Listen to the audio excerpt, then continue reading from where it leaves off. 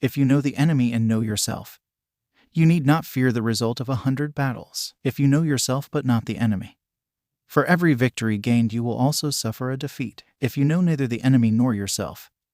You will succumb in every battle. Sun Tzu. Chapter 1. Laying Plans. Sun Tzu believed it extremely important that war was thoroughly studied.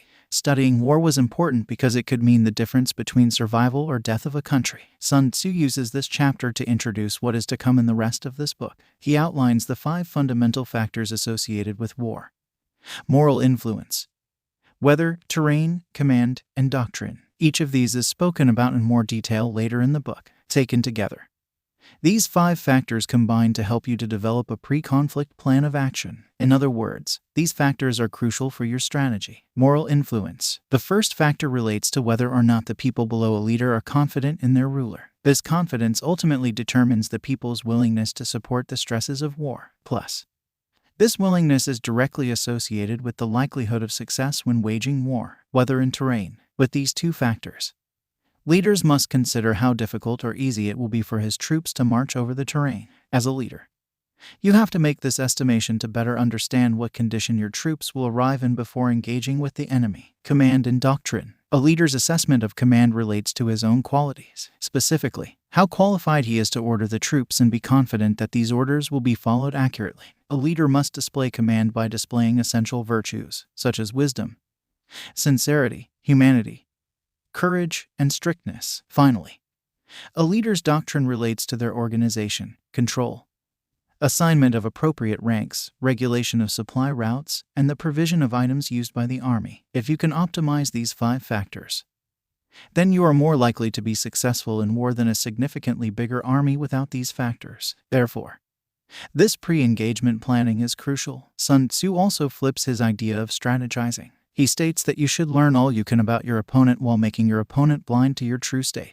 If they can't gauge your strengths and weaknesses, it's harder for them to succeed in battle. Those who master them win. Those who do not are defeated. Sun Tzu. Chapter 2. Waging war. When an army has been sent into battle, speed and decisiveness must be adopted. Although this chapter is filled with highly specific details, such as the number of horses and troops to take into battle, the most important takeaway message is the importance of acting quickly. Additionally, victory cannot be achieved without solid preparation and organization ahead of time. This includes understanding your troops and resources so that you never have to send for second provisions. In doing so, you refrain from altering your clearly planned out strategy. The most successful leaders understand and keep track of each of their troops' physical strengths and state of mind. There are several factors that generals have to ensure are accounted for before combat. Otherwise, failure is guaranteed due to a lack of decisive speed. Hunger, thirst, attachment to accumulated loot, outrage at an injustice, as well as ensuring these factors have been accounted for. Leaders also need to remember that human lives and money are at stake when waging war. Therefore, you should never be reckless in your actions. Recklessness will have a psychological impact on your army, which will leave your army exhausted and your supplies dwindling. Make the most of what you have during war. Do not destroy supplies you can use. Do not burn food that you can eat, and do not kill soldiers who can either give you information or join your ranks. Chapter 3.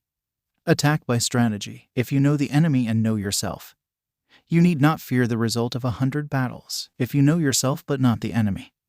For every victory gained you will also suffer a defeat, if you know neither the enemy nor yourself. You will succumb in every battle. Sun Tzu. Victory in war is not about the degree of destruction you created. Instead, the goal of war is to subdue and subsume the enemy. This kind of victory can only be achieved through careful planning. Sun Tzu provides a list of tactics that can be adopted during the war in order of preference. Attack the enemy's strategy or plans. Separate the enemy from its allies. Attack the army. You should only attack the opposing army when there is no alternative. Hence, Sun Tzu highlights the importance of controlling impatient actions during a siege situation.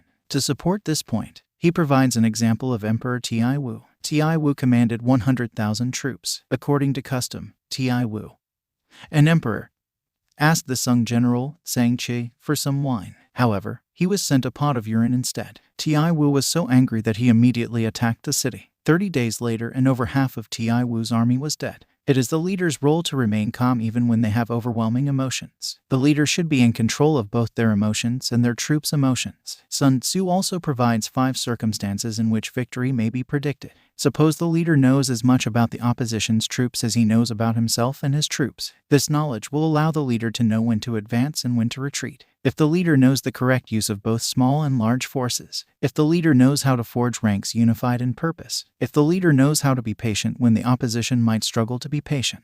If the leader knows that his sovereignty should never interfere with the decisions he is making. Further tips provided by Sun Tzu. Surround the enemy if your forces significantly outnumber the enemy's forces. If you have 5 times more troops than your enemy, you should attack them. If you have 2 times more, then you should divide the enemy and fight them that way. If your enemy outnumbers you, then you should hide. Plus, if they significantly outnumber you, then you should escape. You need a general who can make his own decisions without people above them interfering. Chapter 4. Tactical dispositions. The experts in defense conceal themselves. Those skilled in attack move as from above.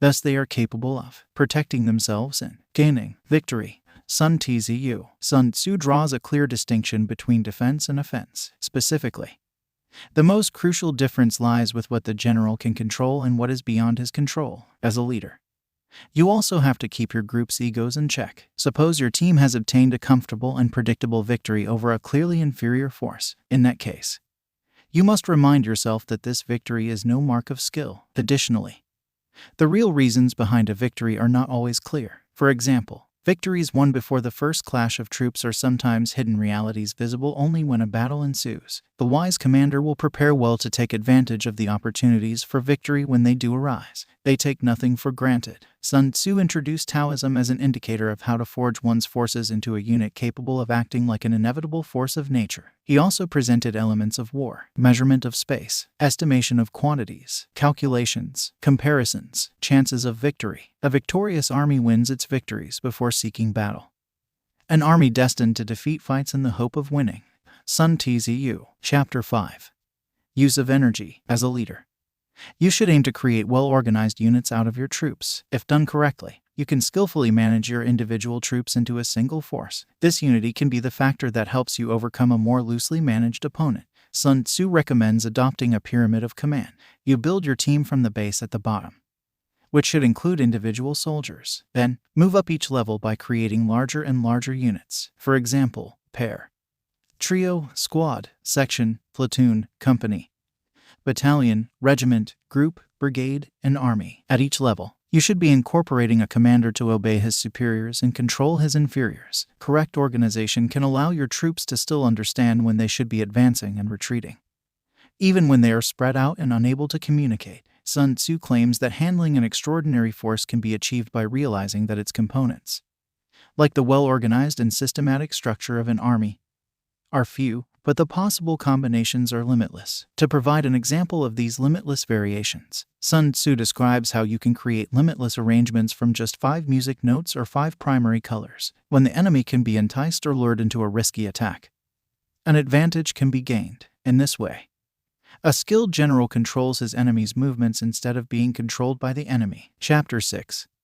Weak points and strong. Appear weak when you are strong, and strong when you are weak.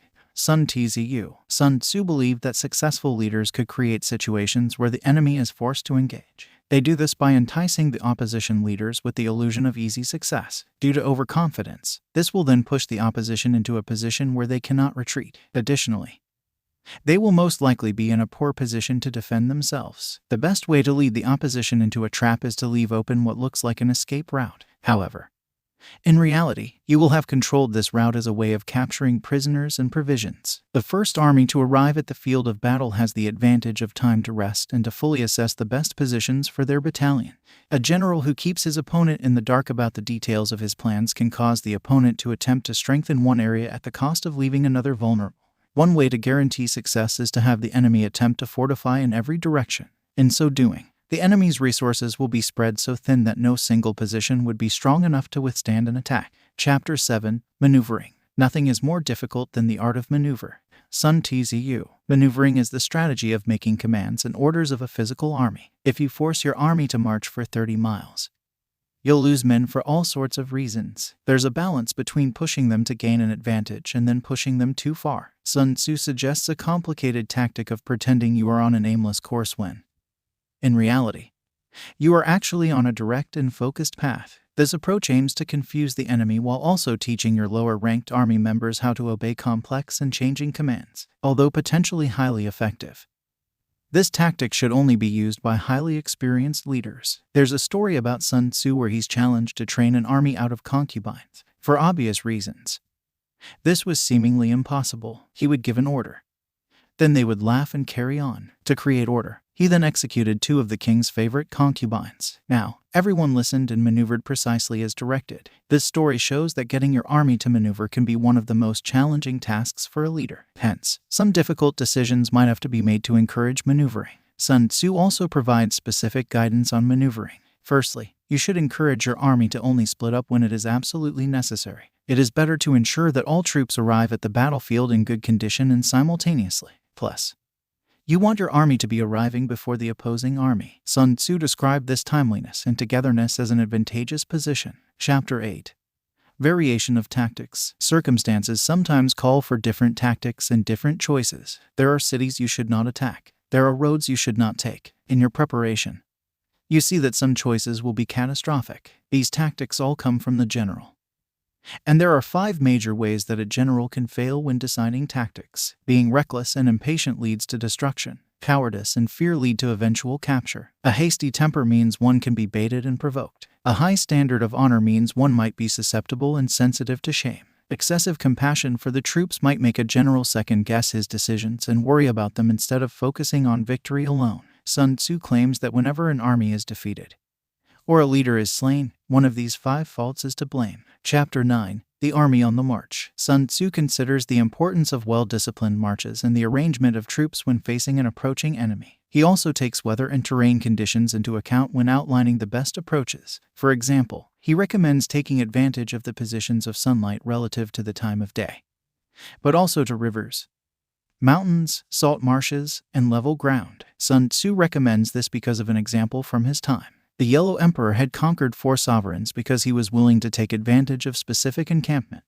Sun Tzu also recommends using bad weather or terrain conditions to your advantage. For example, suppose there is rainy weather and several rivers in front of you. In that case, you should aim to push the opposing army back, so they have to fight within this area. Chapter 10. Classification of terrain. Sun Tzu provides leaders with guidance on how they can read their terrain and the benefits of fighting on different terrains.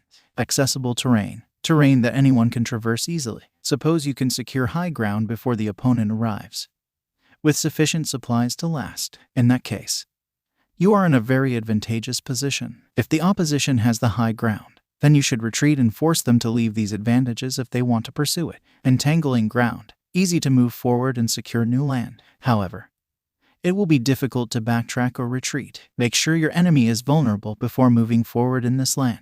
Deadlock.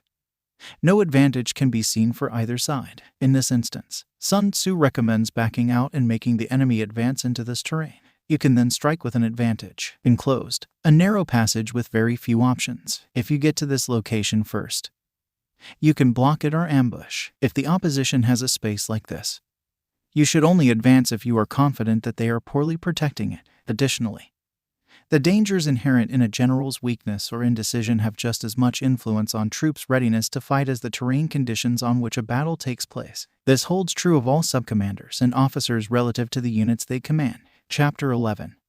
The 9 situations. Sun Tzu quickly runs through descriptions of 9 different ground varieties on which a battle may take place, ranging from the easiest to the most desperate, with tactics on how to handle each. Sun Tzu recommends never engaging the enemy on these varieties of land, as you can gain very little by doing so. Dispersive ground, within one's own territory. Frontier ground, making a shallow penetration into enemy land. Key ground, neutral or mutually advantageous. If a leader can keep his formations together, then it can be advantageous to fight on. Communicating ground, expanded in level to accommodate fortifications. As a leader, you can gain allies or resources if you engage on focal ground, when you are surrounded by 3 other states. However, there is a risk that allies may not be dependable. Serious ground involves deep movement into the enemy territory. Therefore, a significant opportunity to obtain prisoners and resources. However, it is also difficult to retreat. Hence, you need to ensure a continuous flow of provisions. Then, you should be avoiding these ground types. Difficult ground. These terrains are not where you want to be fighting. They include mountains, cliffs, swamps, and fast-running rivers. Encircled ground. This type of ground involves being pressed by opposing forces in rough terrain. Death ground. The army will only survive by fighting out of desperation. This ground is the most severe test of an army's internal discipline and order. Chapter 12. The attack by fire. Sun Tzu covers several weapons of war. However, one of the most effective weapons is fire. He provides an outline of 5 ways that you can use fire during war. 1. Burning enemy soldiers. 2. Destroying supplies that are static. 3. Destroying their supplies that are still in transit. 4. Destroying their weapons and ammo. 5. Destroying lines of communication and causing chaos. These methods depend on weather conditions, humidity, and the direction and strength of winds. They advise that all sorts of equipment for this kind of attack should be carefully planned out and arranged well ahead of time so that adjustments can be made to accommodate fluctuating conditions. For example, if you successfully attack with fire, follow immediately with a physical attack to capitalize. Attack when the fire reaches its peak. Do not wait for the fire to go out. Also, ensure you are upwind when starting fires and remember that nighttime fires likely die quicker than daytime fires. Chapter 13. The use of spies. Native agents are those from the enemy's country, while inside agents are those already inside the opposing army's structure. With these 2 kinds of agent, anyone nursing a grudge may be susceptible to flattery, generous bribery, or persuasion by an emotional or logical appeal. Such agents can pass on significant information. Doubled agents are spies the enemy has sent who can be bribed, then used to convey false information back to the enemy. Thorough knowledge of the kind of person a doubled agent is will indicate the type of enticement to which he will most likely be susceptible. On the other end of the spectrum, expendable agents are those entrusted to feed the enemy leaked information that is deliberately false. Such agents are expendable because if caught in the deception, they will be killed. Living agents, on the other hand, are those who return with intelligence for the general's ears only. This information can be used to gain an advantage over the enemy. Sun Tzu says that these intelligence gatherers should be the best paid and best treated, as this wisdom is key to winning a victory, especially a bloodless one. Every move that a general makes is based on this intelligence.